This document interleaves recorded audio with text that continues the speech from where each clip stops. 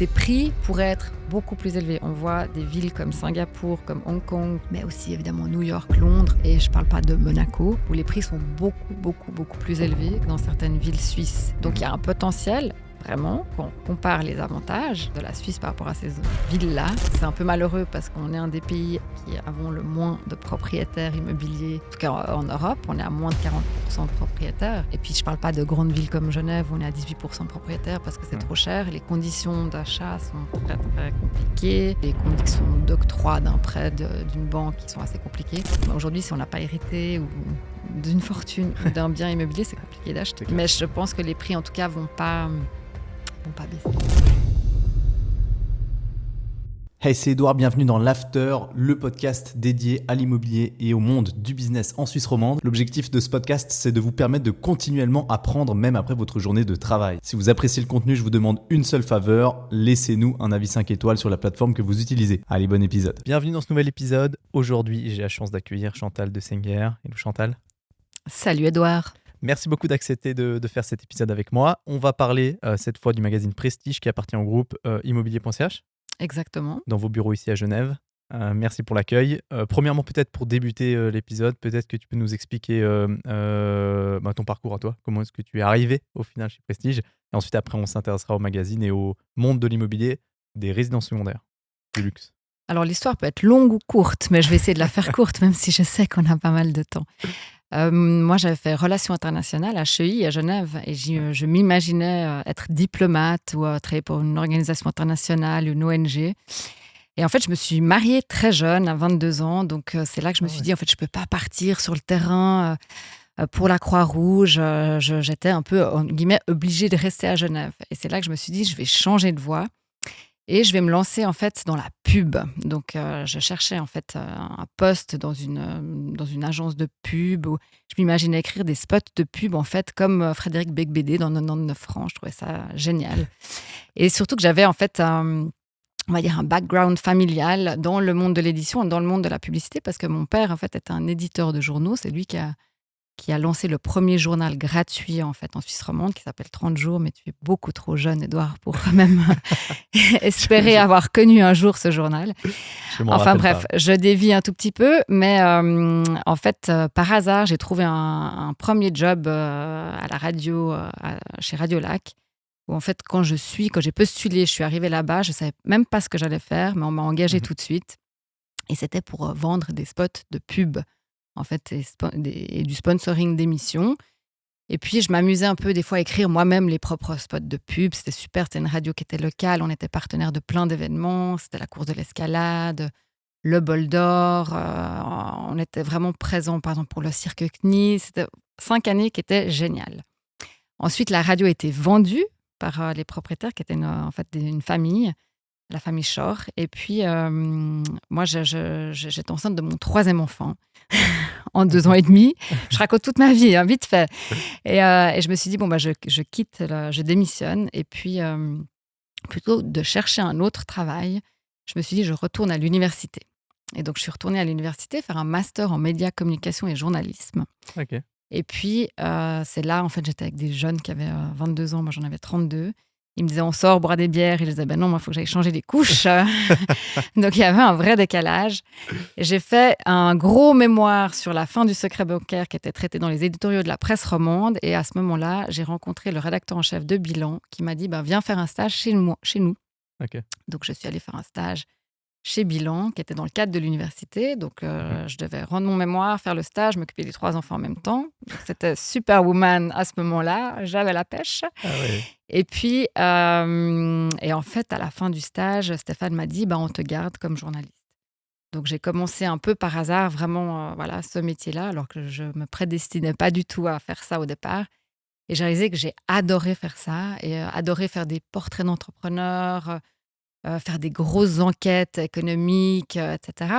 On était très libre de proposer toutes sortes de thématiques. Donc, j'avais lancé un supplément vin et gastronomie, mais je faisais beaucoup de sujets aussi sur l'immobilier. On avait un supplément justement immobilier, des sujets en fait qui étaient très variés. C'était sur les femmes leaders, ça pouvait être sur la musique classique. Donc, c'était vraiment génial. Jusqu'à qu'on me confie les rênes du supplément bilan luxe. où Mhm. là, c'était plus des sujets axés sur l'horlogerie, sur le design, sur l'art, sur le luxe en général. Et puis, au bout de 2 ans, en fait, j'ai commencé chez Bilan Luxe en plein Covid, donc c'était très compliqué. On a dû changer la couverture. La première couverture du magazine, c'était Daniel Craig.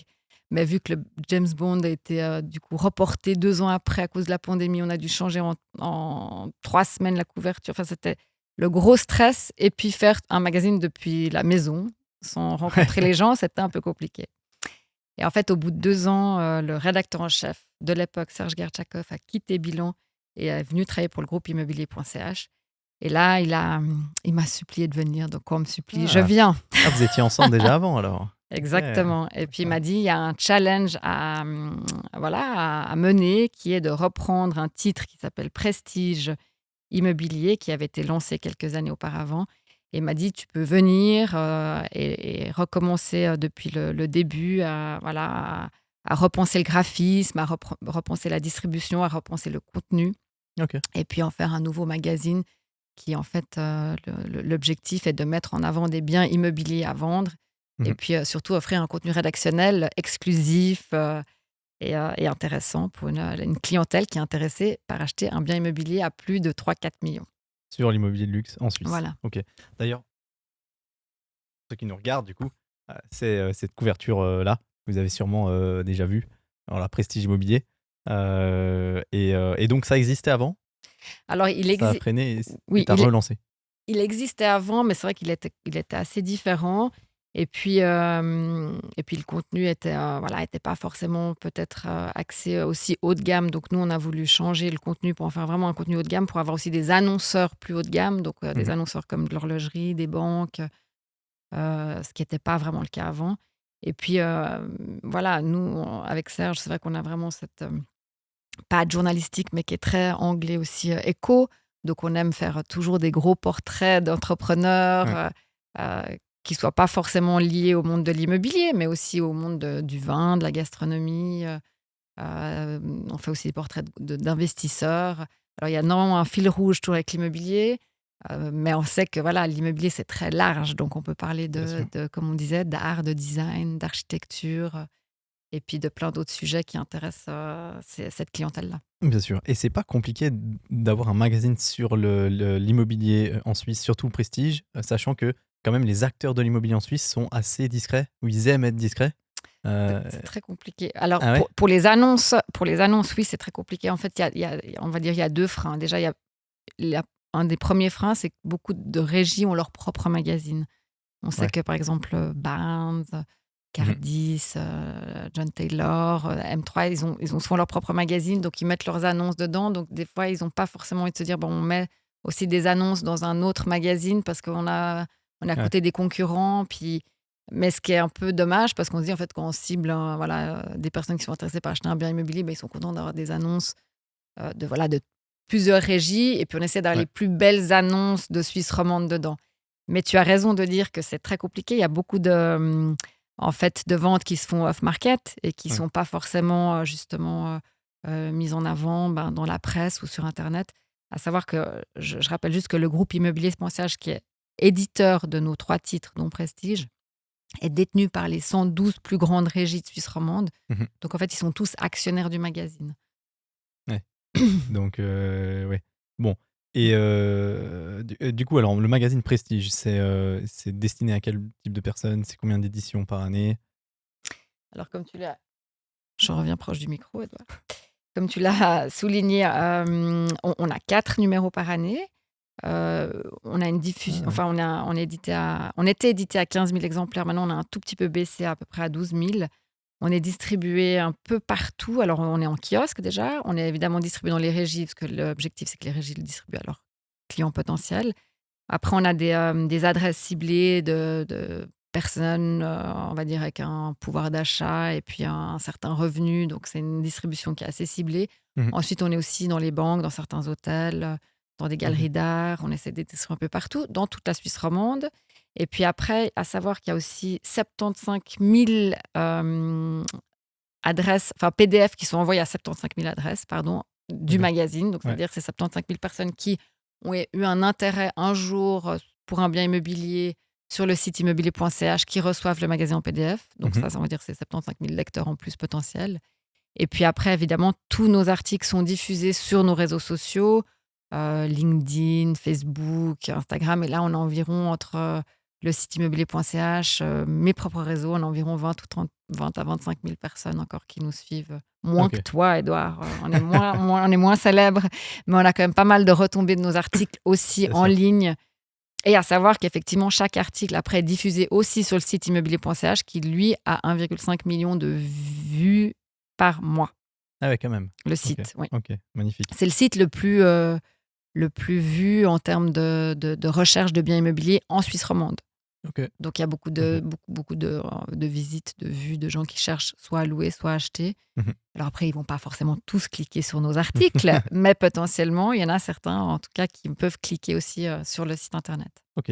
On trouve quoi comme information dans le magazine?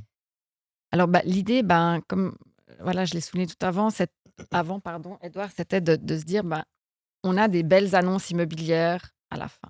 Mais au départ, justement, le magazine, il était destiné à des gens qui voulaient seulement trouver un bien immobilier ou qui étaient intéressés, curieux de voir un bien immobilier.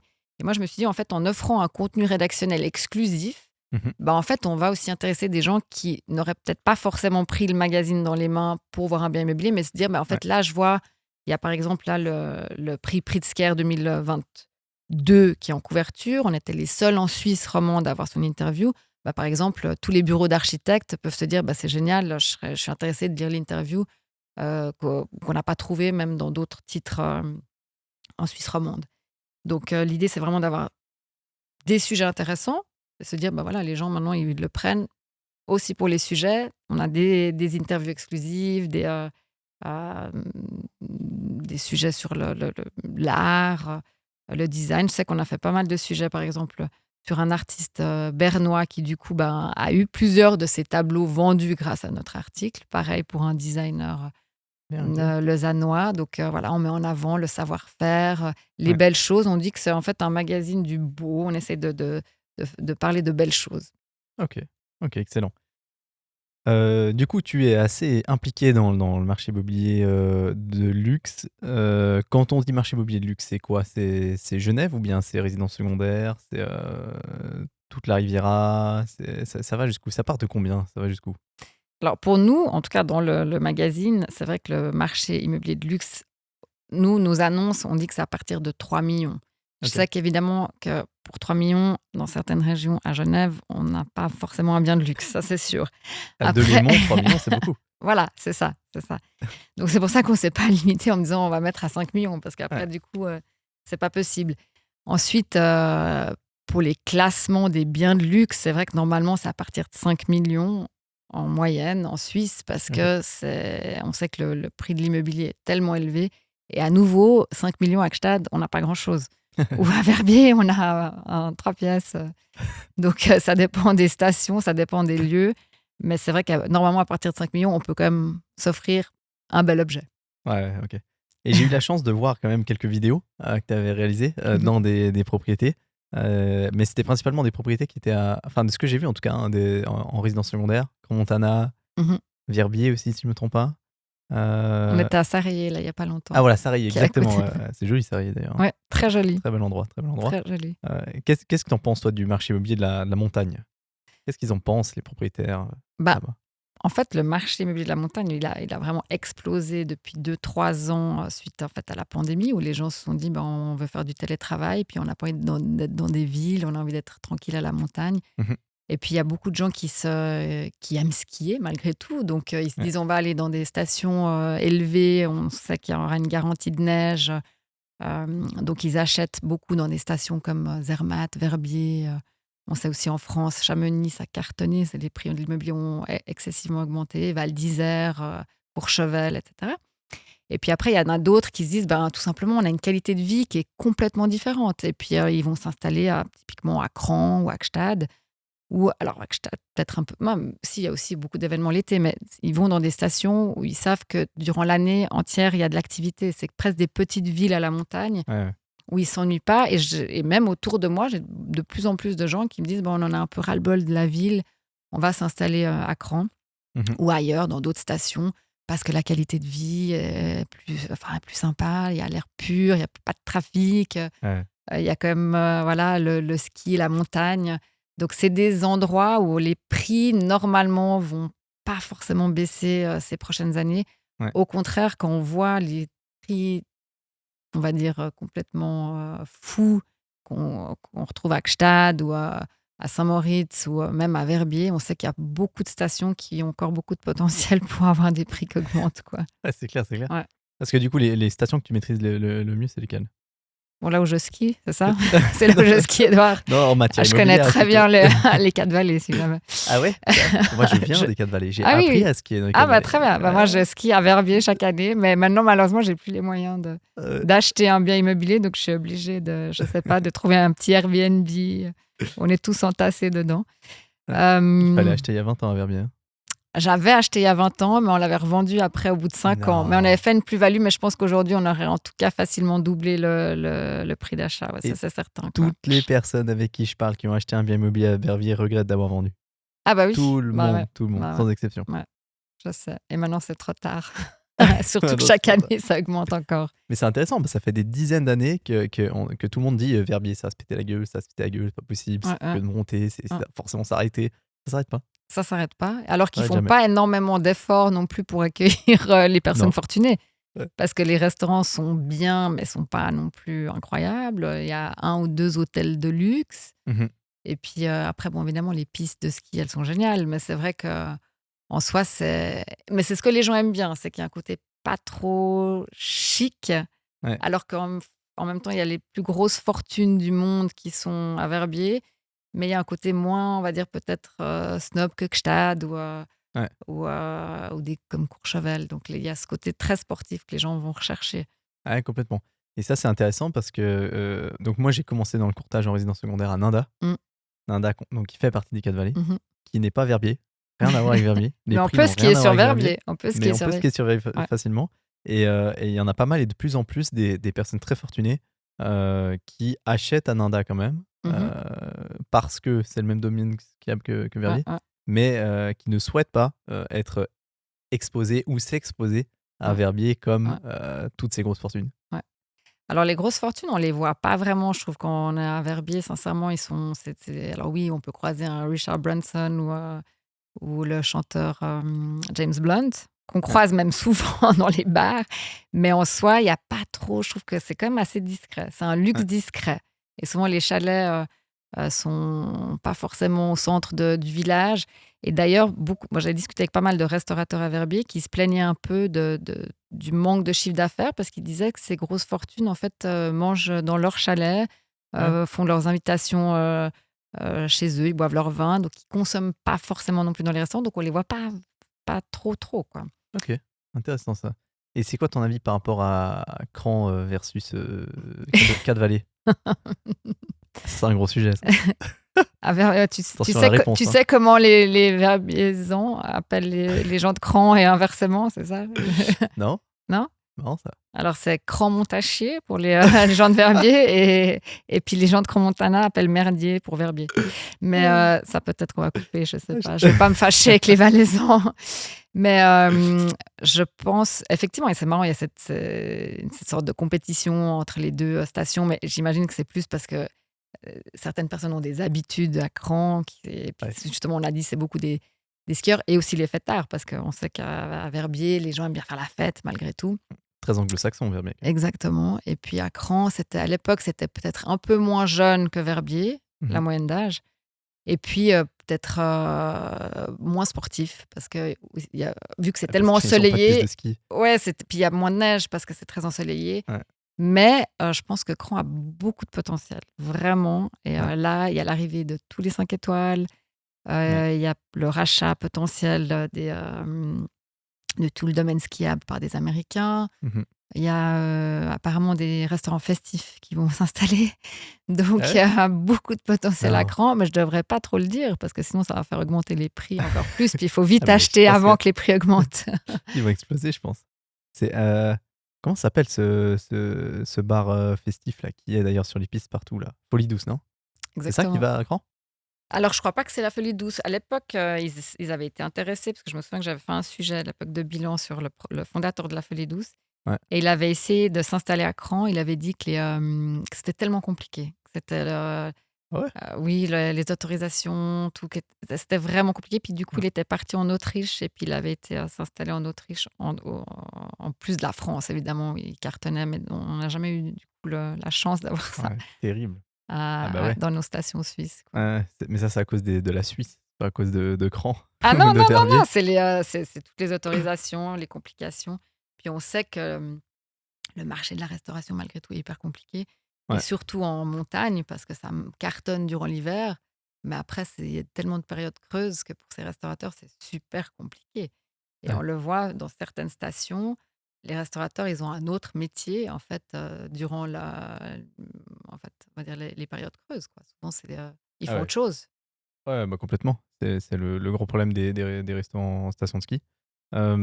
Et comment tu vois l'évolution des petites stations? En fait, tu vas très peu dans les petites stations alors, les petites stations de Moi? Suisse. Bah, tu Ouais. dis avec l'émission Léman C'est Bleu ou au moins en général? non, non, alors disons plutôt avec l'émission. Typiquement en Inda, en Anzer, en Vrona, ce Non, genre de alors petites stations. on a fait Il y a quand un même des biens immobiliers reportage à là-bas? Grimmens. OK. Et Grimmens, Ah, je trouvais super joli. c'est beau. Ouais. Un peu loin, mais super joli. Puis là, il y a pas Mmh mh. mal de promotions immobilières. Et d'ailleurs, des promotions immobilières haut de gamme qui Mmh. se font avec services hôteliers et tout, franchement, qui est super intéressant aussi. Mmh.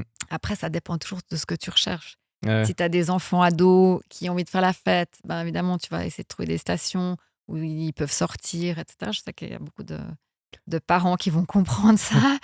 Ensuite, si tu recherches plus de tranquillité, évidemment, tu n'as pas envie d'aller à Verbier. Tu vas plutôt aller, comme tu dis, à Nanda ou dans d'autres stations où OK, tu as un bon ski, ouais, mais tu sais que tu n'as pas cette folie où tu dois faire la queue pour avoir une table au restaurant ou faire la queue à la COP, ouais, ouais. avec des prix qui sont complètement démesurés.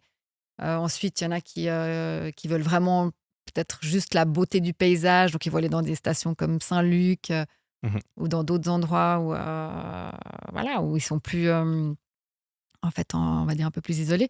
Je sais qu'il y a une autre station qui cartonne en ce moment où les prix augmentent à fond, c'est Villars, Ouais, où il y a beaucoup, beaucoup de gens qui s'installent aussi, parce que OK. là, il y a aussi les écoles. Mmh. Il faut aussi expliquer justement que pas mal d'étrangers, quand ils viennent s'installer en Suisse, s'ils décident de venir s'installer en Suisse, et ça, il y en aura de plus en plus aussi, on le voit Bien avec sûr. tout ce qui se passe dans ce monde, parce qu'on ne va pas répéter toutes les qualités qu'a la Suisse, mais c'est vrai que entre voilà, la fiscalité, la propreté, tout, La sécurité, la sécurité, le location, franc, tout, mais il y franc. a aussi les écoles, justement. Et ça, c'est Ouais. un des gros arguments de beaucoup de personnes fortunées étrangères Mmh. qui s'installent dans des régions où il y a des bonnes écoles pour leurs enfants, Ouais. dont Villars, justement. OK, c'est intéressant. Et j'ai reçu, pas plus tard que hier, Oui. une recherche, enfin, une liste de prix de l'augmentation des prix des stations de ski en 2023. Recherche de Knight Frank, est très, très intéressant. On voit que, bah, les 5 stations au sommet, de la liste sont suisses. Mhm. OK, donc c'est stations internationales, hein, mais Ouais. surtout France, France, Autriche, Suisse. Il y a majoritairement quand même des stations suisses. On voit que les prix de l'immobilier tiennent bien, même montent. C'est impressionnant quand C'est même fou, dans hein. cette période actuelle. Mhm. Avec Cluster tout devant, Davos, plus 12,6% en 2023, Mhm. Andermatt plus Mm. 9,3% et Ninda plus 8,3%. Ah, tu dois être content, Edouard, alors, que Saint-Moritz plus ton petit 7,2%. Nanda ait pris de la valeur. Incroyable, acheter à Ninda, ouais, c'est incroyable. Moi, je suis très surpris de cette résilience des marchés immobiliers en montagne, alors que bah, tout le monde a peur de ce qui se passe, quoi. Et effectivement, Villars, plus 6,6%. Bah, en fait, l'histoire, c'est que les grosses fortunes ont perdu beaucoup, beaucoup d'argent à la bourse en 2022. Ouais. On le sait, hein. D'ailleurs, je crois que la fortune globale mondiale était, je crois, a diminué de 10 000 milliards ou je ne sais plus combien. Donc, bon, ça, des chiffres qui sont énormes, mais c'est vrai que c'est quand même beaucoup. Et puis, en fait, on, on dit toujours l'immobilier reste une valeur refuge malgré tout, surtout évidemment dans un pays comme la Suisse et plus encore à la montagne parce qu'on le sait maintenant, il y a le réchauffement climatique. C'est vrai Mhm. qu'on se dit, il n'y a pas de risque de feu normalement, d'incendie, enfin même d'inondation. Il y a tellement on voit tellement de choses qui se passent partout. Mhm. que ça reste des refuges où les gens se disent, quoi qu'il se passe, je sais que je pourrais aller là-bas. Normalement, on va pas recevoir je sais pas, une requête de nos amis français ou je sais pas quoi Ah, puis ultra dessus, safe mais la montagne. Il n'y a c'est pas de ça. criminalité en montagne. Ouais. Ça n'existe pas. Mmh. Et On croise les OK. doigts. Chez Kakstad, ils avaient eu 2 cambriolages, dans une des bijouteries, puis je crois Ah aussi, ouais? à l'Alpina. Ah ouais? Ah, et à Cran aussi, À Cran aussi, effectivement, ouais. aussi, ouais, ouais. Donc n'achetez pas à Cran ni à ni à Ixelles, Non, mais c'est trop par risqué. contre, c'est vraiment des régions qu'il faut essayer de protéger, c'est sûr, parce que ça Ouais, doit rester des perles et voilà, à tous les niveaux, il faut que les Suisses comprennent ça, que c'est vraiment des régions qu'il faut vraiment préserver, quoi. bien sûr. On la préserve notamment, d'un point de vue législatif avec la Lex Weber qu'on a votée en 2012. Mmh. Et ça booste, évidemment les prix de l'immobilier, ça va continuer de les booster. Faut C'est savoir que du sûr, coup, on peut pas rajouter d'offres, ouais, alors que la demande est toujours importante et va continuer de rester. c'est ça. Heu, c'est quoi la vie quand tu rencontres des propriétaires dans ces vidéos où tu leur parles, tu en parles, je sais pas, c'est quoi leur avis par rapport à ça? Si c'est des gens qui veulent vendre, pourquoi ils souhaitent vendre si, au final, ça peut ça peut faire que de prendre la valeur, quoi? Alors bon, ils sont pas tous en résidence secondaire. Il y en a qui sont vraiment installés en résidence principale à la montagne. Et OK, puis, il y en a qui veulent vendre parce que, par exemple, ils divorcent, Édouard. Donc, ils doivent vendre parce que leur divorce leur coûte cher. Ou ils veulent déménager ailleurs. Par ouais, exemple, il y a pas mal d'étrangers qui se sont installés à la montagne, parfois pour des raisons fiscales, parfois pour d'autres raisons, mmh et qui tout d'un coup décident de rentrer.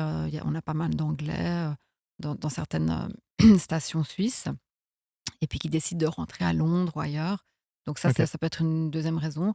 Ou une troisième raison, par exemple, quand tu parlais d'une émission qu'on a faite à Crans-Montana, on avait effectivement visité un énorme chalet qui avait été construit par un architecte français installé à Cran, qui lui voulait construire un autre chalet parce que c'était son rêve, son métier. ouais, Et puis donc il mettait ce chalet à vendre pour construire autre chose. Donc en fait, il y a voilà diverses raisons. C'est souvent des raisons en fait familiales, personnelles, ouais, plus que des raisons financières, hein, ouais, ouais, j'imagine. conjoncturel. OK, d'accord. Et tu as dit tout à l'heure qu'il y avait beaucoup enfin, il y avait quand même des propriétaires qui l'utilisaient en résidence principale? Qui étaient établis sur place? Bien sûr, en Vraiment? fait, OK, à la montagne, en fait, on sait qu'en Suisse, on peut avoir qu'une seule résidence principale. On n'a pas le droit d'en avoir 2, donc c'est notre résidence fiscale. Et en fait, il y a pas mal d'étrangers, s'ils sont évidemment au bénéfice d'un permis B, C. Donc on sait que c'est des personnalités de l'Union européenne. Je crois que maintenant, avec l'Angleterre, je ne sais pas vraiment, mais il doit y avoir des accords avec la Suisse. ah, ils Si, peuvent pas. ils peuvent pas, alors tu Ah ouais, sais mieux que vrai moi, problème. tu vois. Vrai problème pour les Anglais et pour Exactement. Verbier d'ailleurs, je Et en pense. fait, s'ils veulent s'installer là, ils doivent, je crois, habiter en tout cas 180 jours par année, et Ouais, ça devient leur résidence principale. ouais, Donc c'est pour ça qu'en fait, oui. Et maintenant, je sais qu'il y a beaucoup de normes. Alors moi, je suis sûrement moins experte que toi, mais beaucoup de normes dans les ventes de biens. Effectivement, il y en a qui sont autorisées pour les résidents, il y en a qui sont autorisées pour les Suisses, seulement il y en a mmh qui sont pour ceux qui ont justement des permis. C'est un peu compliqué. Et puis tu parlais de l'Alex Weber. Bon, ça voilà qu'il y a ce taux maximal de 20% qui sont censés être des résidences secondaires dans certaines villes de Suisse. Et puis c'est vrai ouais. que ça va très vite. On sait que dans les stations très prisées par les touristes étrangers, ce taux va excessivement, enfin, être très vite rempli. Donc c'est vrai qu'on peut du coup pas beaucoup construire. Ah ouais, ouais. D'où le fait que les prix augmentent, quoi. Ouais, complètement, parce que toutes les stations de ski, en Suisse, c'est plutôt 65, 70, 75 de résidences secondaires déjà, Mmh hein. mh. Mmh. Donc elles sont loin, loin, loin de pouvoir construire des nouvelles résidences Mmh. secondaires, qu'on est loin de voir ça. Du coup, il y a quand même quelques constructions en résidence principale, mais ça galère. Ça Mmh. ça galère vraiment parce que, le la valorisation pour quelqu'un qui, peut utiliser son bien immobilier en résidence secondaire, quand même, il y a un énorme impact sur le prix du foncier, le prix du terrain. Et donc de mon expérience, effectivement, les différences de prix entre résidence principale et résidence Mmh. secondaire, même si c'est utilisé comme résidence principale, c'est pas ça le Mmh. problème, c'est la revente. Tout C'est à fait, que le bien le sûr. le gars qui justement, Mmh. la personne permis B qui souhaite habiter à Crans-Montana 180 jours par année, comme Mmh. ça, il est fiscalement résident là-bas, il le fait, mais il veut pouvoir revendre un jour en résidence secondaire Mmh. s'il doit vendre et Mmh. Et tu as voilà. raison de préciser que quand on achète en résidence principale, les prix sont moins élevés évidemment que si c'est en Ouais, résidence secondaire.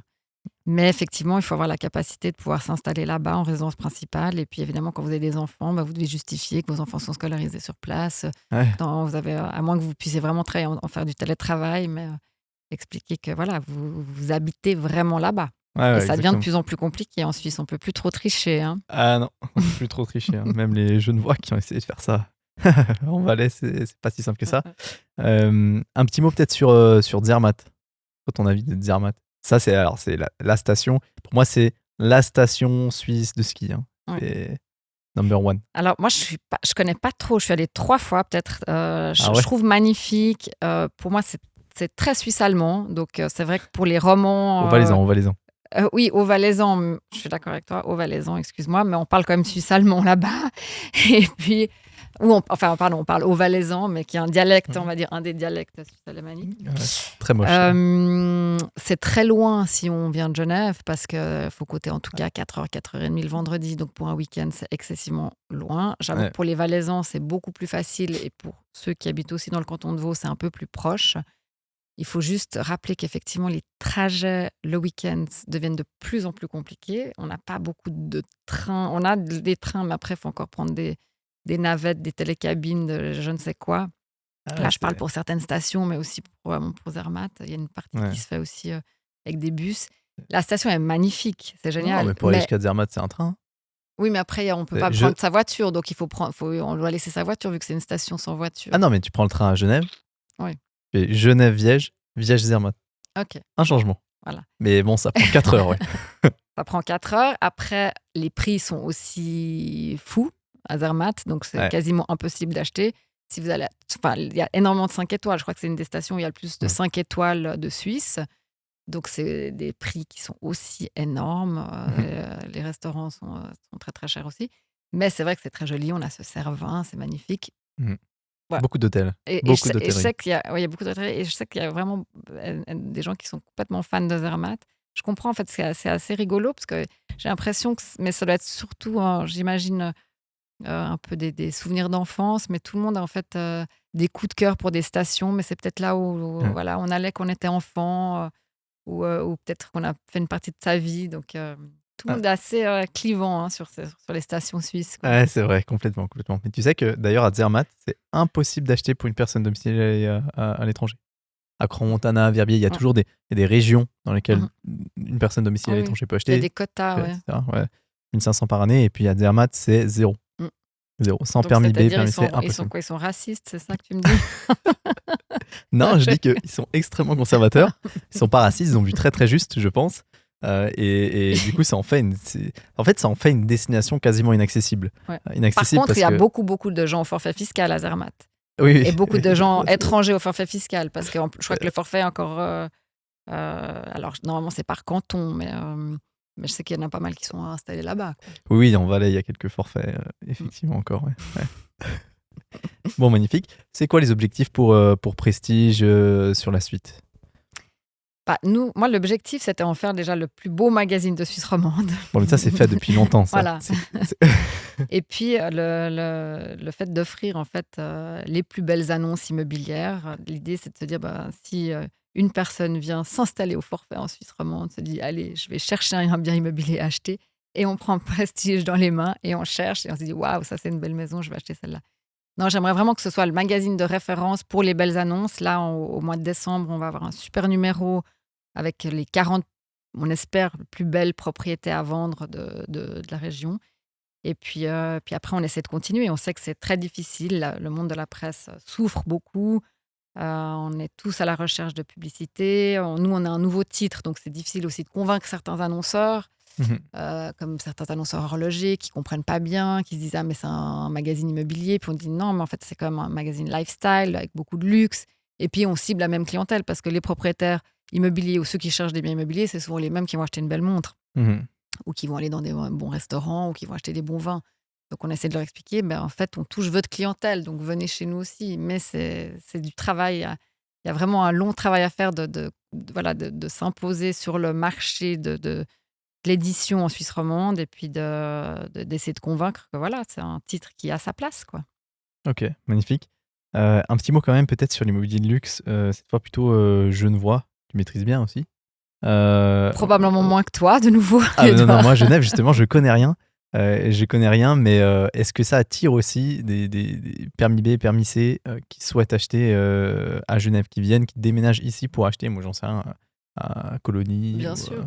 Alors Genève, on sait que c'est une ville ultra internationale, donc on a énormément, ouais. énormément d'étrangers qui viennent ici s'installer, comme on l'a dit, pour toutes les raisons qu'amène la Suisse, qu'apporte la Suisse. On sait qu'on a beaucoup, beaucoup de traders parce qu'on est Mhm. voilà, la ville du trading mondial quasiment. Évidemment, on a toutes les banques. Je parle pas des organisations internationales. Donc, c'est vrai qu'il y a beaucoup, Ouais. beaucoup de gens qui viennent s'installer ici. Et puis, voilà, de nouveau, on trouve tous les avantages à Genève. Il y a toujours ces mêmes régions dont les prix explosent et continuent d'exploser, qui sont Colonie, Chêne-Bougerie, Collonges-Bellerive, Asnières, qui sont toute la rive gauche. En fait, c'est des communes de la rive gauche. Mhm. C'est des prix faramineux. On a des propriétés, en 2021, il y a plus de 3 propriétés à plus de 50 millions qui ont été vendues. Je crois que l'année dernière, Ouais. il y a plus de 250 propriétés à plus de 5 millions qui ont été vendues à Genève. À Genève. Ouais, donc Oh, il y a le c'est presque un marché par jour. ouais, le marché du luxe, cartonne. Aujourd'hui, en Ouais. fait, le problème, c'est qu'il y a pas assez d'offres et en fait, la demande est énorme et on le voit Ouais. encore malgré tout avec toutes les crises qui s'est passées. Il y a aussi pas mal d'Ukrainiens qui sont venus acheter des Mhm. propriétés ultra luxe à Genève et puis sans compter, on parlait du trading, c'est-à-dire que certains traders ont gagné beaucoup, beaucoup, beaucoup d'argent avec la crise ukrainienne et puis en fait, ils ont utilisé leur bonus pour acheter des biens immobiliers sans regarder même le prix et Ouais. en fait, ils sont pas du tout touchés par les taux d'intérêt parce qu'ils achètent cash. Ils s'en Donc, foutent. ils ne demandent pas de prêt. Donc ça vraiment dans l'immobilier de luxe, c'est-à-dire ils touchaient tout d'un coup 10, 20, 30 millions de bonus, puis ils se disaient: «Ben, je vais acheter un bien immobilier». Et il y a des propriétés, une fois, une propriété à Collonges-Bellerive de 1 200 m² enfin habitable, le terrain était de 1 200 m² qui a été vendu 13 millions. Donc c'est cinglé quoi, C'est incroyable. c'est irréaliste, Et c'est c'est complètement farfelu et il y a vraiment, voilà, cette demande pour des grosses, grosses propriétés ultra luxe et pas assez d'offres aujourd'hui. Ouais, c'est clair. On dit souvent aussi en résidence secondaire, donc c'est vrai que c'est plutôt haut de gamme. À partir du moment où on achète une résidence secondaire en Suisse, c'est qu'on s'en sort plutôt bien quand même. Mmh. Et la majorité, quand même, allez, le 90-95% des propriétaires de résidences secondaires ont une résidence principale. Parce que voilà, en général, c'est le premier truc qu'on achète, c'est souvent pas une résidence secondaire à la montagne, Mmh quoi. mh. C'est vrai qu'on dit que les taux d'intérêt, l'augmentation des taux d'intérêt maintenant, ont peu d'impact sur les prix, beaucoup moins qu'en résidence principale. En tout cas pour l'immobilier de luxe. Simplement parce que les Mmh. acheteurs s'en foutent, quoi. S'il faut mettre C'est plus ça, de cash pour avoir moins de c'est prêts, ils ça, mettent plus de cash pour avoir moins de prêts. exactement et puis en fait, ils ont vu que la bourse malheureusement a effectivement sombré ou sombre depuis quasiment 18 mois et puis ils se disent: «Ben, voilà, on investit moins en bourse et puis on achète plus, dans l'immobilier» et il y a aussi d'autres, Mmh. d'ailleurs actifs qui ont beaucoup pris de valeur comme les vins et puis les montres, Mmh. qui sont 2 autres actifs où effectivement les gens, veulent investir dedans. C'est concret, c'est un peu plus concret que des actions en bourse, quoi. Ouais. Ou Même des si cryptos. ou des cryptos, je parle pas des cryptos parce que ça, c'est vrai, c'est tellement spéculatif que, Ouais. voilà, C'est c'est comme les NFT, c'est des choses qui sont très à la mode et qui sont de ta génération, Édouard. Donc c'est vrai que moi, Ah, moi, je connais rien de ça. pour moi, c'est très, très abstrait. Mais, Pareillement. et je pense que beaucoup de gens ont sûrement gagné beaucoup d'argent avec ça, mais il y en a qui ont beaucoup perdu aussi. Ouais, c'est clair, c'est clair. Et je le dis tout le temps, Mmh. aucun Suisse ne regrette d'avoir acheté, un bien immobilier il y a 20 ans en Suisse. Il y a aucun Mmh mh. Suisse qui regrette ça, alors que des Suisses regrettent d'avoir acheté du bitcoin. Voilà, ça s'arrête là. C'est Hem, sûr. Peut-être un dernier mot sur les prix de l'immobilier de manière générale, en Suisse. On voit que Genève, ça continue de monter, ça continue de s'accélérer. On se dit: «Mais jusqu'où au final?» Parce qu'il y a quand même une contrainte après niveau revenu, Mmh. niveau fonds propres, mais Mmh mh. ça s'arrête jamais. C'est quoi ton avis par rapport au prix, du coup, Mmh. sur l'immobilier en Suisse? Est-ce qu'ils vont continuer de monter? Bah, en fait, comme on l'a dit tout à l'heure, il y a un certain protectionnisme sur les prix en Suisse parce qu'il y a la Lex Koller, il y a aussi la Lex Weber malgré tout. Donc, ce qui fait que les prix, entre guillemets, pourraient être beaucoup plus élevés si tout le monde avait le droit de venir acheter en Suisse. Mmh. On sait que il y a tellement de grosses fortunes, ils seraient tous partants à se dire, bah voilà, j'habite à Londres, à New York, mais en même temps, j'ai mon chalet là, en Suisse, où j'ai telle propriété, etc. Donc, il y a un certain protectionnisme.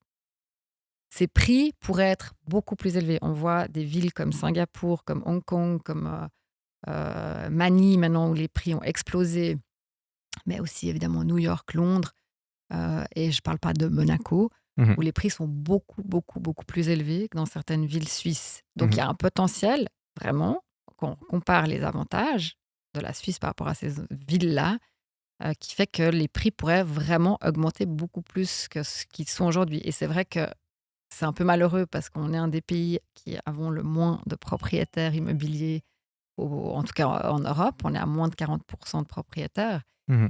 Et puis, je ne parle pas de grandes villes comme Genève où on est à 18% de propriétaires parce que c'est Mmh. trop cher. Les conditions d'achat sont très, très compliquées. Euh, Évidemment, là, on parlait des taux, mais les taux sont un peu revenus à la baisse là, récemment. Donc, c'est encore accessible. Mais c'est plutôt les conditions d'octroi d'un prêt d'une banque qui sont assez compliquées. Et puis, aujourd'hui, si on n'a pas hérité ou d'une fortune ou d'un bien immobilier, c'est compliqué d'acheter, hein, c'est sûr. Ouais, c'est clair, Mais c'est je compliqué. pense que les prix, en tout cas, vont pas baisser. Ouais. Bon, bah, je suis aligné avec ça. Merci infiniment pour le partage, Chantal. Je vous souhaite le meilleur pour, le magazine Prestige. Merci, Edouard. Très intéressant, je recommande à tout le monde de lire, Prestige et puis, à très vite. Très vite. Salut.